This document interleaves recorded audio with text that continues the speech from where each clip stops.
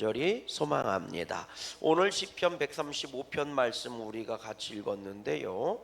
이 시편 135편 말씀은 시편을 연구하는 이 신학자들이 붙인 별명이 하나가 있어요. 그건 뭐냐면 모자이크시다, 모자이크 찬양이다, 이렇게 붙였어요. 여러분 모자이크 아시죠? 이 시편 135편의 특징입니다. 시편 135편의 특징인데 모자이크시라는 거예요. 별명이 그래요. 모자이크가 왜 조각조각 낸 거잖아요. 조각조각 내서 이렇게 아름다운 그림을 완성하는 거잖아요. 아시죠?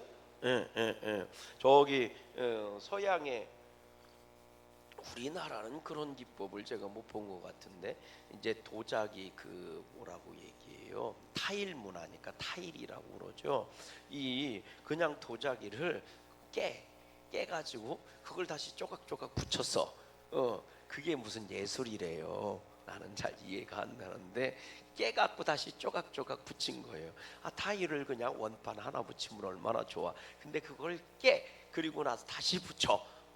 그래가지고 그게 예술이랍니다. 그 모자이크가 이제 모자이크라는 게 그런 건데, 왜 시편 135편이 모자이크시라고 부르냐면, 이 시가 좀 길기는 하지만 굉장히 다 이 한 구절을 보면 익숙한 구절들이 많아요.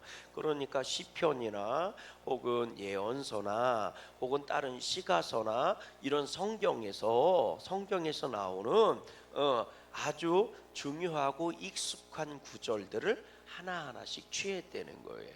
그러니까 이 전반적으로 성경 전체에서 흔히 많이 우리들로 얘기하면 교인들이 많이 아는 성경 구절, 익숙하고 성경 구절, 그리고 완성미가 좋은 구절들, 이런 것들을, 아름다운 내용이죠. 예쁜 것들을 이렇게 하나씩 끄집어냈다는 거예요. 여기 저기 구석구석에서. 그래서 그거를 하나의 시로 완성을 해놔서 시 자체가 아름답고 시 자체가 친숙하고, 기름에도 불구하고 한 구절 한 구절이 친숙하다는 거예요.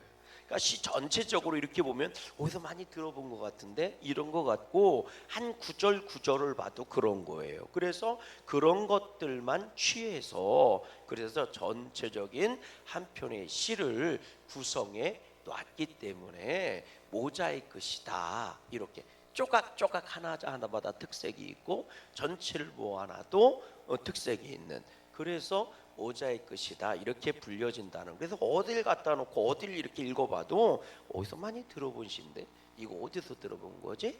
이렇게 연상이 되는 시라는 거죠. 결국 우리 신앙으로 도입해 보면 우리들의 삶 속에서 하나님의 은혜 하나하나를 다 끄집어내서 간증을 해보니까 너도 그런 일이 있었니? 나도 그런 일이 있었어. 아멘. 우리가 어떤 간증을 얘기할 때 나는 있잖아, 하나님께서 내가 기도했는데 이런 은혜를 주셨어. 근데 너도 그랬어? 나도 말이야, 얼마 전에 말이야 이런 은혜를 받았어. 그러니까 이게 여호와의 이름으로, 하나님의 이름으로 다 간증을 하고 예수의 이름을 간증을 하는데, 결국 간증해 놓고 보면 다 비슷해지는 거죠. 그래서 공동의 경험을 하게 하는 것, 이런 것이 이 모자이크 신앙과 같아요. 여러분, 우리 양구감리기도 마찬가지인 줄로 믿어요. 우리가 삶의 모양이 다르고 라이프 스타일이 다르고 다 달라도, 사는 이 모양이나 형태나 가지고 있는 특성들이 다 달라도, 아멘이십니까? 누구는 빨간 옷 좋아하고, 누구는 하얀 옷 좋아하고, 누구는 파란색 옷 좋아하고, 누구는 긴 머리 좋아하고, 누구는 생머리 좋아하고, 누구는 파마 머리 좋아하고, 좋아하는 성향들이 다 다르잖아요. 그러나 오늘 우리가 양구감리교의 이름하에, 그리고 예수님을 믿는 믿음이 하나로 모아져 형제의 연합함이 아름다움을 만들어가는 줄로 믿어요.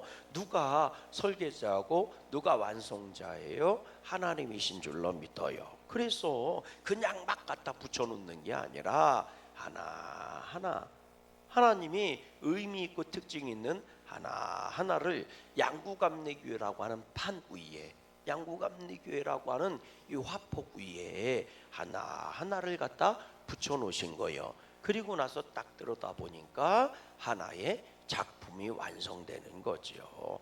그렇게 하나님께서는 아름다운 모자이크를 양구감독의 수놓아 놓고 계신 줄로 믿어요. 그러니 작가의 입장, 하나님의 입장을 볼 때는 하나하나가 귀하고 소중한 거예요. 하나가 빠지면 작품이 되지 않는 거죠. 그래서 하나하나가 특별하고 하나하나가 아름다운 거예요. 그러니까 하나하나가 하나님 앞에 얼마나 소중하겠습니까? 오늘 말씀을 한번 읽어볼래요? 뭐라고 돼 있나? 우리 1절 말씀 읽어봐요. 1절 말씀. 이 전체적인 시에는 여호와라고 하는 이름이 굉장히 많이 나오는데 1절 말씀을 읽어봐요. 시작. 할렐루야. 여호와의 이름을 찬송하라. 여호와의 종들아 뭐해라? 찬송하라. 또 뭐라고 얘기해요? 2절 읽어봐요. 시작. 여호와의 집, 우리 여호와의 성전, 곧 우리 하나님의 성전들에 서 있는 자들이요. 하나님의 성전에 다 모여 있는 거죠. 여호와의 집에 있는 자들이요, 여호와의 성전에 있는 자들이요, 하나님의 성전들에 서 있는 자들이요. 아주 구체화되고 있어요. 여호와의 집, 여호와의 집이 어디예요? 성전이잖아요. 성전에 성도들이 나아갈 수 있는 데까지가 어디예요? 그게 성전들이거든요. 그곳에 있는 자들이요 다 뭐라는 거예요? 3절 읽어보세요. 시작. 여호와를 뭐해라? 찬양하라. 왜? 라고 묻는다면 여호와는 뭐하시며 선하시며 그의 이름이 뭐하니? 아름다우니 그의 이름을 찬양하라. 아멘. 하나님을 찬양하라. 여호와의 집, 여호와의 성전, 여호와의 뜰에 있는 자들이여 여호와를 찬양하라. 그분은 선하시며 그의 이름은 아름답도다. 아멘. 그러면 그분이 왜 그렇게 선하시고 아름다웠고 그분을 찬양해야 되느냐? 이렇게 물어보면 4절 보세요. 시작. 여호와께서 누구를 위하여? 자기를 위하여 야곱 곧 이스라엘을 자기의 특별한 소유로 택하셨음이로다. 아멘. 아이고, 하나님을 위하여 택했대네. 아유, 그럼 하나님 이기적인 거 아니야? 우리를 위해서 택한 게 아니고 하나님 당신을 위해서 택한 거야? 여러분, 그게 아니에요. 이게 단순히 그렇게 볼 문제가 아니에요. 여호와를 위하여 야곱 곧 이스라엘을 자기의 특별한 소유로 택하셨도다. 특별한 소유로 택하셨도다.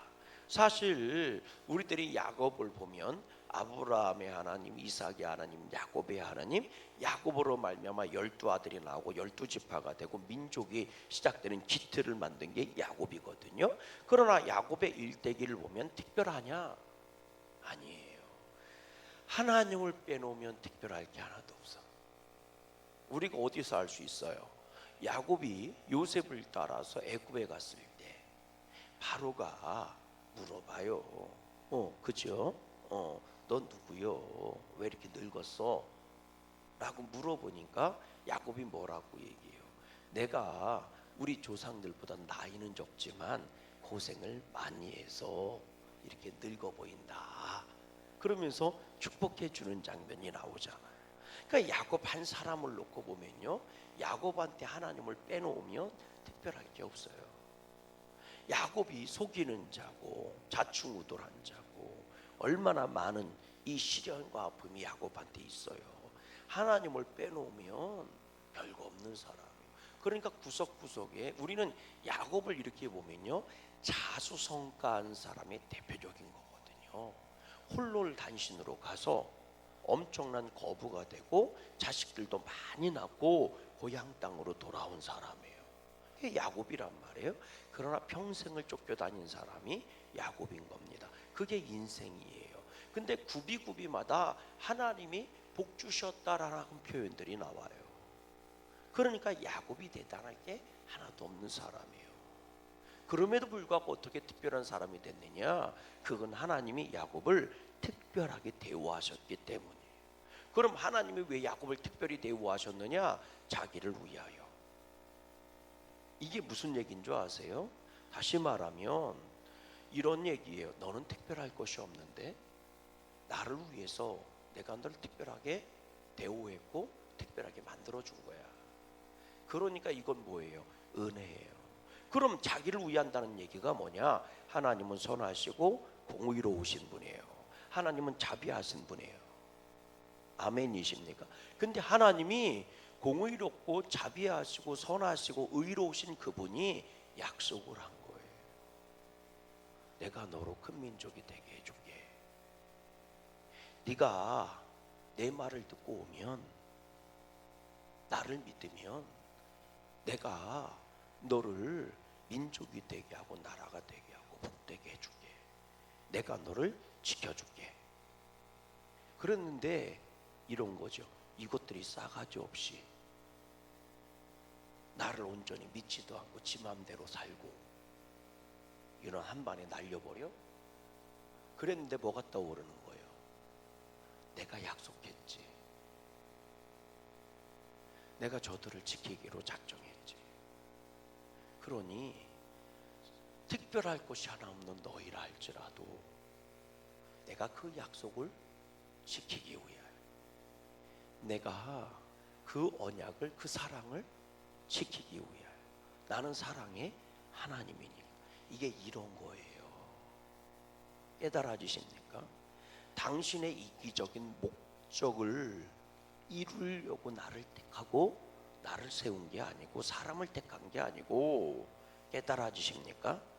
당신이 사랑이기 때문에, 당신이 공의이기 때문에, 당신이 나를 택하셨기 때문에 나를 특별한 존재로, 야곱은 특별한 존재가 아니요, 이스라엘은 특별한 존재가 아니요, 그럼에도 불구하고 하나님이 특별하게 만들어 주셨다는 거예요. 깨달아지십니까? 그러니까 하나님이 이스라엘을 버릴 일이 있어요, 없어요? 없지요. 오늘 믿는 자를 버리실 일이 있어요, 없어요? 없다는 거예요. 내 특별함으로부터 하나님의 택하심을 입었다면, 내가 특별함을 잃어버렸을 때 나는 버려지게 돼. 예를 하나 들어볼까요? 냉장고는 얼음을 얼려줘야 되고, 냉장고는 시원하게 해줘야 돼. 이게 냉장고의 특징이야. 그것 때문에 냉장고를 우리 집에 드리는 거예요. 여러분, 냉장고를 창고로 쓰려고, 냉장고를 찬장으로 쓰려고, 그러려고 냉장고를 우리 집에 들여놓습니까? 그런 사람은 하나도 없어요. 그 비싼 냉장고를, 왜 냉장고가 비싼 거예요? 한여름에도 차갑게 해주거든요. 한여름에도 얼음을 얼게 해주거든요. 그건 냉장고가 가지고 있는 특별함입니다. 근데 그 특별함이 냉장고가 고장나서 더 이상 차갑게 안 해줘, 더 이상 얼음을 안 얼려줘. 그럼 어떻게 해요? 갖다 버리지요. 냉장고를 우리 집에 들인 이유는 냉장고가 특별하기 때문이에요. 맞아요, 틀려요? 맞죠. 여러분, 하나님께서 여러분 우리를 이곳에 불러주신 것은 내가 특별함이 있기 전에 나를 사랑하셨기 때문이에요. 만약에 특별함을 보시고 나를 불러줬다면, 내가 특별함을 잃어버리는 순간 나는 저기 바깥에 버려지는 거예요. 깨달아지십니까? 소금이 그 맛을 잃어버리면 밖에 갖다 버려버리는 거하고 똑같은 거예요. 오늘 나의 특별함은 내 안에 하나님의 사랑이 있다는 거예요. 내가 주님을 향한 믿음이 있다는 거예요. 주님이 오늘 우리에게 요구하신 특별한, 그게 뭔지 아세요? 그게 믿음인 거예요. 그걸 잃어버리면 나하고 상관이 없는 자가 되는 거예요. 오늘 우리들도 똑같아요. 예수님 믿으니까 이 자리에 있는 겁니다. 그게 내 특별함인 거예요. 내 재주나 세상의 능력 보고 나를 붙잡아 놓으신 게 아니라는 거예요. 그래서 이 표현을 하는 거예요. 여호와께서 자기를 위하여 나를 택하시고 나를 특별하게 만들어 주셨다는 거예요. 오늘 그것이 내가 주님께 찬양하는 이유가 되고, 그것이 내가 하나님을 섬기는 이유가 되는 거예요. 여러분 보세요. 15절 말씀 읽어봅니다. 15절입니다. 같이 읽어볼게요. 시작. 열국의 우상은 은금이요 사람의 손으로 만든 것이다. 입이 있어도 말하지 못하며, 눈이 있어도 보지 못하며, 귀가 있어도 듣지 못하며, 그들의 입에는 아무 호흡도 없다. 그러므로 그것을 만든 자와 그것을 의지하는 자가 다 그것과 같다. 아무리 우상이 특별해 보여서 은금으로 만들어 버리고 아무리 특별해 보여서 그 별소리를 다 해도 그 사람의 손으로 만든 거야.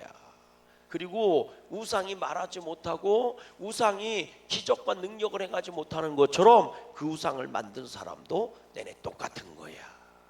깨달아지십니까?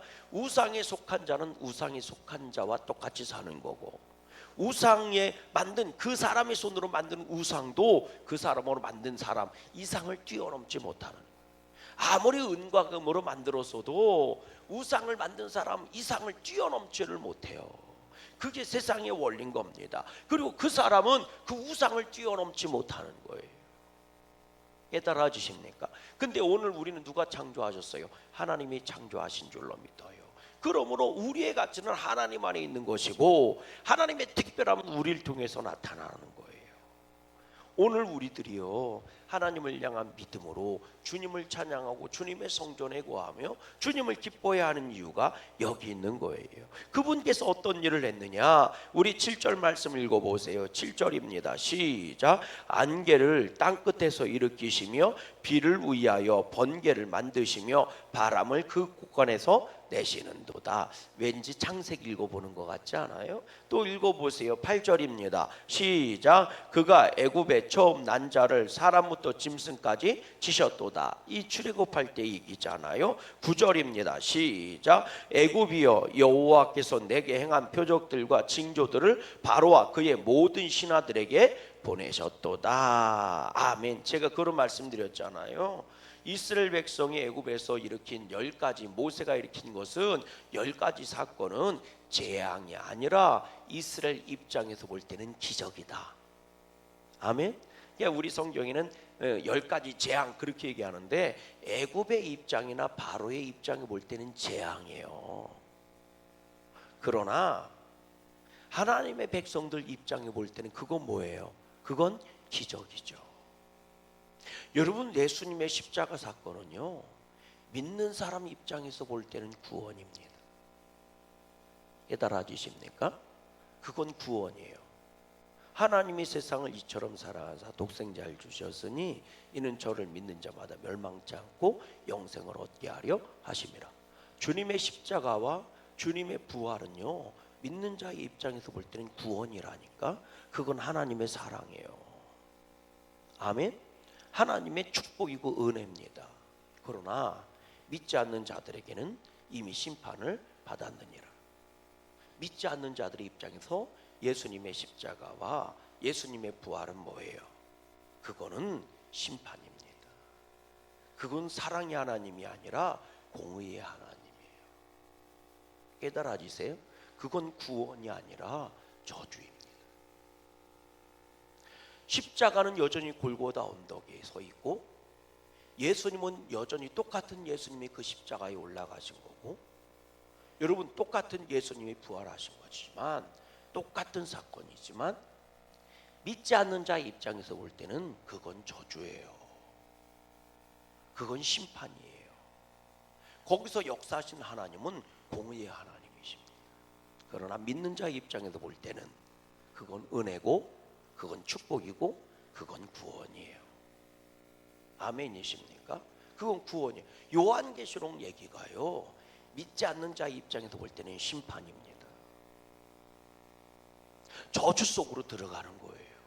그러나 믿는 자의 입장에서 볼 때는 그건 오늘도 우리가 소망해야 되는 사건이고 오늘도 우리가 기대하는 사건이고 오늘도 우리가 주님의 사랑을 고백하는 구원의 사건이고 구원의 현장입니다. 아멘이십니까? 여러분, 내가 어디 있느냐에 따라서 똑같은 사건이 기적이 되기도 하고 저주가 되기도 해요. 첫 장자들이 다 죽어나가는 상황은 좌우 문설주에 어린 양의 피를 바른 사람들에게는 구원의 역사예요. 그러나 좌우 문설주에 그 어린 양의 피를 바르지 않은 사람들에게는 그건 저주의 사건. 오늘 주님의 역사하심이 나에게는 복일까요? 아니면 나에게는 고난이고 심판일까요? 오늘 양구감리교회가 나에게는 축복일까요? 아니면 나한테는 근심덩어리일까요? 저는 축복이 됐으면 좋겠어요. 하나님의 편에 서 있는 자들, 하나님의 말씀 가운데 있는 자들, 믿음으로 서 있는 자들에게 하나님의 일은 구원의 역사가 되기를 주의 이름으로 소망해요. 그래서 오늘 얘기하잖아요. 뭐라고 얘기합니까? 애굽이여, 여호와께서 내게 행한 표적들과 징조들은 바로와 그의 모든 신하들에게 보내셨도다. 그들에게 기적과 징조를, 표적을 보냈지만 그들에게는 저주가 된 거고 불신앙이 되고 불순종이 된 거예요.